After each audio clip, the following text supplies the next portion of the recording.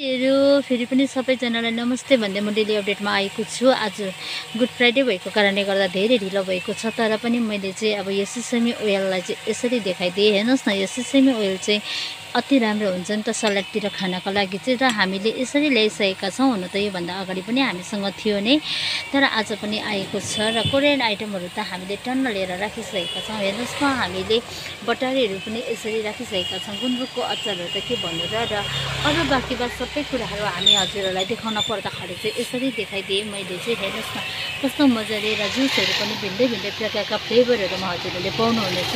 सबै प्रकारको आइटमहरू चाहिँ हामीले राखिसकेका छौँ। र मेरो आवाज चाहिँ सायदै त हजुरहरूले सुन्नुहुन्न होला, किनभने चाहिँ अब एकदमै बाहिरको आवाजहरू चाहिँ यति बेसी चाहिँ भएको कारणले गर्दाखेरि, तर पनि म चाहिँ एकदमै जोड गरेर चाहिँ बोल्ने कोसिस चाहिँ गर्दैछु। तर यहाँ फ्यान कराएर बाहिरको आवाजहरूले चाहिँ मेरो बोली चाहिँ अलिकति आवाज चाहिँ नसुन्ला। तर पनि हामीसँग चाहिँ धेरै आइटमहरू चाहिँ छ। हेर्नुहोस् न, मकैको चिउराहरू हजुरलाई चाहिन्छ भने चाहिँ हामीसँग टन्न आएको छ।